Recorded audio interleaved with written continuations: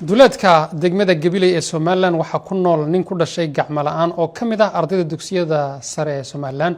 Ninkan ayaa sheegay in waxbarashadu ay wehel u tahay ayna tahay habka kaliya ee uu qeyrkii wax kula qaybsan karayo. Ninkan waxa la kulmay oo noloshiisa warbixinta nooga diyaariyay wariyaheena Cabdixakiim Maxamuud Shirwac.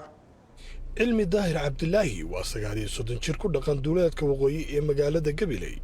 waxa uu ku dhashay gacmo la'aan isaga oo noloshiisa hore ku soo qaatay dhulka miyiga oo xoolaha ku raaci jiray sida uu sheegay markii uu magaalada soo galay ayuu go'aan ku qaatay inuu waxbarashada ka dhigto wehel maadaama ay ku adag tahay qabashada hawl gacmeedka caadiga ah doorta waxa la keenaa wax lagu xamdiyo marka waxaan u arkaa taasina inay anigana faa'iido tahay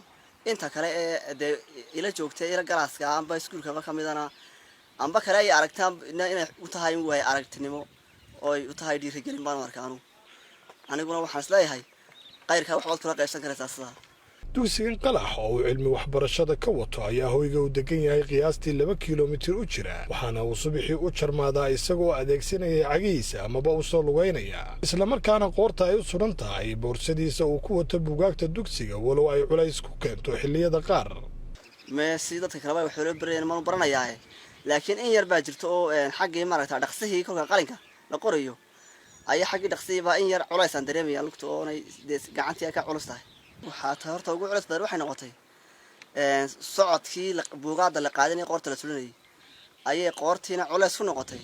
laabtana horta waxay laabtana cayn yar garaacaya oo walhanay noqonaysa buugaadii markaan ku gurto kiiskii laakiin sidee kulay waxaan isleeyahay hadana wax walba walba aad qabtide hadana ku dadaalo ku adkaysan isla ku caloodaygu ilaa halkee baad isleedahay ka gaar waxbarashada marka ilaa haddii la yiraahdo ilaa jaamacad gaar baan isleeyahay fasalka saddexaad ee dugsiga sare ee uu dhigto ayay la wadaagaan dhalinyaro aanay ahaan isu dhaweyn balse cilmi iyo bahwadaagtiisa waxbarasho waxa ka dhaxaysa wadaagis cilmi iyo waliba saaxiibtinimo gaar ah dhalinyaradaas wallahi aad ba horta aan ugu dareemay xagooga ka caawimo wax wanaag iyo caawimo ka dareemato kowde marka way kolka igu yar hadii hawshu igu badato wariga caawiyo wata inta la iga masaxno macalin aan iga masaxin iga caawiyo iga qoraan ku yiraahdaa way iga qoraan marka iskuulka la soo daayo buugaada way soo qaadaan boorso way iga soo qaadaan si socodka hadaan kula kulmo wadada way sii qaadaan marka halka ayada aad baan uga mahadnaqayaa dhalinyarta yaryar fadhiisatay la fasalka way jiraan oo xaafadda igu yimaado wax la akhristo anu mararka qaarkood aan u tago guriyahooda ugu tago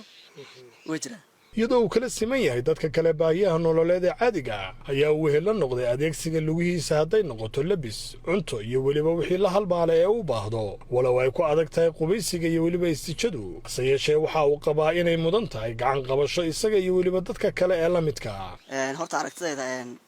anigu waxaan hay ninka lixaadka waxaana way in badan war baa horta layga duuduba maxaa yaa la yiraahdaa marka haddii aniga shakhsi ahaanteeda wax la ii qabto horta saameyn badan ma yeelanayso dadweynaha iyo dawladda waxa uu leeyahay dad badan baa ila mid ah oo wadanka meel walba kaga baasan oo doonaya in la kaalmeeyo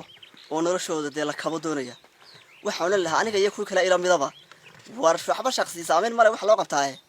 dadkaasi hal lagu dhiirado wax la taraan u leeyahay Cabdixakiim Maxamuud Shirwac VOA